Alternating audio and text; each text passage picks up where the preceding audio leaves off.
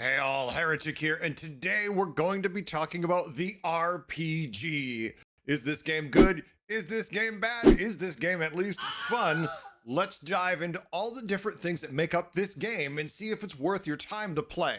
Now, the first step along our journey together is going to be in the character creator.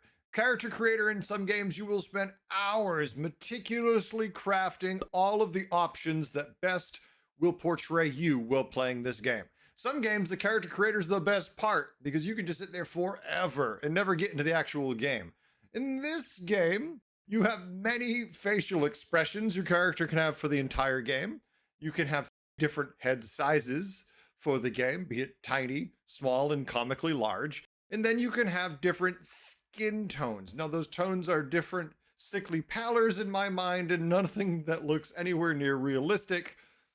It's just kind of silly, and it kind of fits the motif of the game perfectly.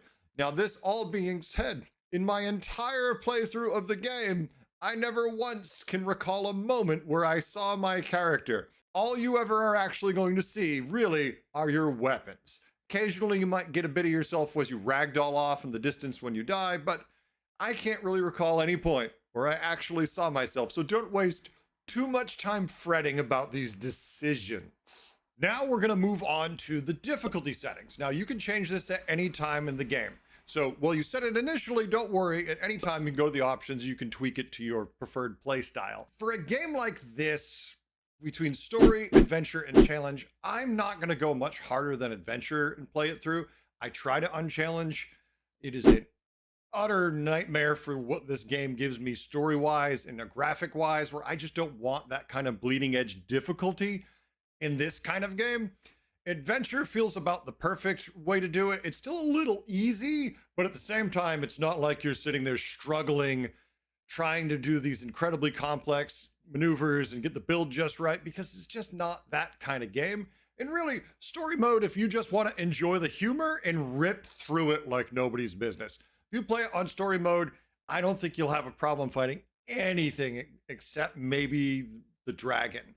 Otherwise, story mode is going to be your easiest. Hey, I just want to rip through and enjoy the story. This game really does kind of, it's basically a story fun experience. So I can definitely say you don't have to feel bad if you want to play it in story mode either.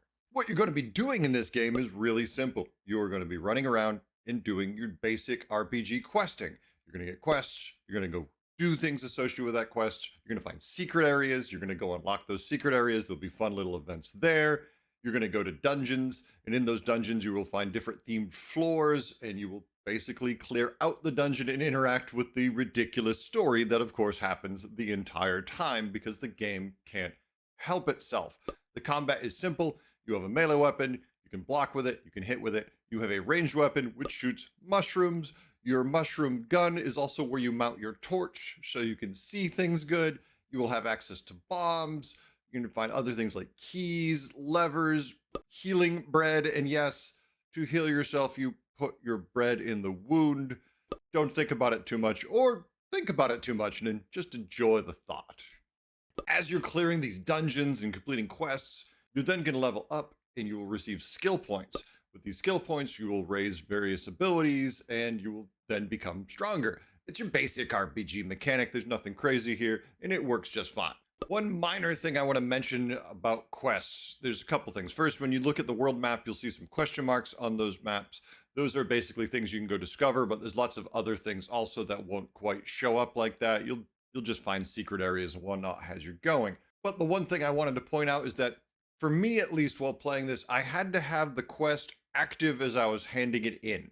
So if you go to NPC A, you must have quest A active, even if you've completed it on your quest book. That way they'll hand it in. If you have quest C active, you just clicked on a different one and you try to hand it in, it won't. It'll be like thinking you're just there for C and have nothing to do with A, even though you've already completed A. It's a minor thing, but I found it mildly annoying and I was confused for a couple of minutes when I realized it was happening. As you're leveling up, as you're clearing these dungeons, you're going to encounter screams. Now, these are essentially, if you remember, shouts from Skyrim, if I'm even calling them the correct name, way back when, and they are very useful, from the ability to move faster to the ability to freeze enemies or light them on fire. I don't want to give them all away. I want you to go figure them out in the game, but there's a few of them and they're quite fun and useful. While you're running around also, you're going to be picking up a lot of loot. So loot is essentially everything. You find small bags of it, you find little metal items. They're all just called loot. And this loot you will then sell in town at a vendor, and they will just buy all of your loot, give you a bunch of gold, and conveniently, the next stall down is the person who wants to upgrade your weapons, your armor, all your various gun bits. Go there, get those unlocks. They are incredibly important, but there's other vendors that'll sell you bombs, keys, levers to open gates. There's a lot of little fun basic RPG things that they've quite nicely fit into this one small market region of the town, which, hey, you can't complain. You're not running back and forth all over the island just to buy a key and, oh wait, I need more healing bread. They're all in the same area. There's a couple fast travel systems in the game. One, you have catapults that will be randomly located around the island, and when you step on them, they will throw you. And as you can imagine, it hurts when you land. But that being said, it doesn't hurt very much. You can use your double jump to forestall some of that damage, so definitely keep that in mind. But the more fun way to do this is the portal stones.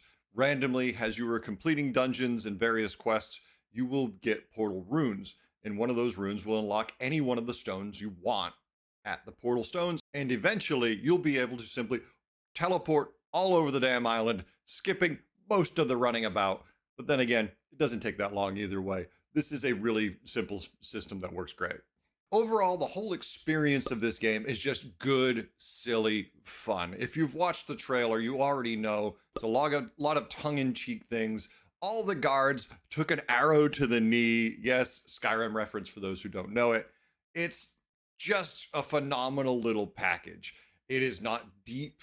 It is not huge. There are definitely some massive twists and turns the story takes. The places you will go. Yeah, I don't want to spoil anything, but it's fun. There's a lot of cool things you're going to see, a lot of fun little jokes you're going to hear. None of it is insanely, oh my God, laughing out loud, but it's all kind of light chuckles, and it's just good fun. Well worth your time. Quick, simple game, like 10 hours of play. If you want 100% it, you probably can do it in like 12, 13 hours if you take your time with it. And if you get lucky, you might rip through it even faster. But overall, this game is just kind of a joy. This game is definitely worth your money and time, as this is nowhere near expensive. This is a $14.99 game currently on Steam, and hell, the demo is free. Go check it out. Go play the RPG. I think you're gonna love it, and it is well worth your time.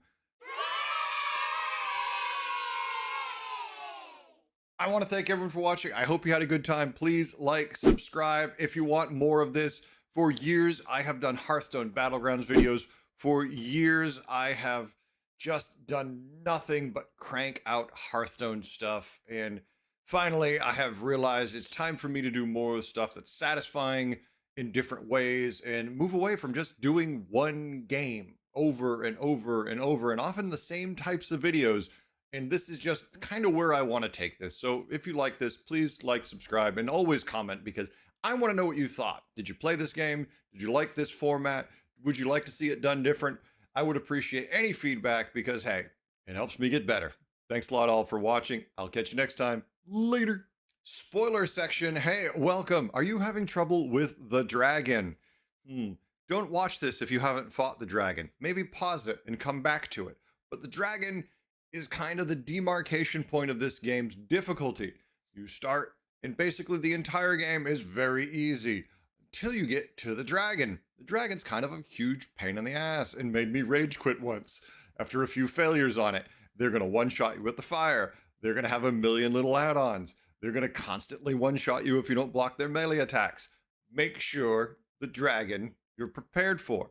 And I'm going to give you this one little cheat way to beat the Glitchy dragon. And I'm sorry, he's called the Glitchy dragon, so you can beat him with a glitchy thing. What I did after finally getting frustrated was go look into the Discord, and the Discord said, hey, there's 4 pillars around this dragon. Here's the easy way to beat this dragon. Go to those pillars, Stand there for like 10 minutes, hit them with their melee weapon until they fall apart. Dragon, once they're all destroyed, when you aggro him, cannot land on them anymore as you already destroyed them. So all you do is while the dragon's monologuing, jump on his back. Stand there, and during the fight, you might have to move forward and back a bit so you don't fall off. At some point, he's going to glitch fly, go into the ceiling, possibly bug you out, maybe not. It's quite funny when it happens, it's quite distracting, and you basically just stay on his back and hit him to death. It's very satisfying, and it kind of, as goofy as it feels, it kind of fits with the theme of the game more than trying to beat this ridiculous boss who just will not stop. And it just feels like it belongs in another game for the difficulty, at least for me. Maybe your experience will vary. Hope this tip helps. Later.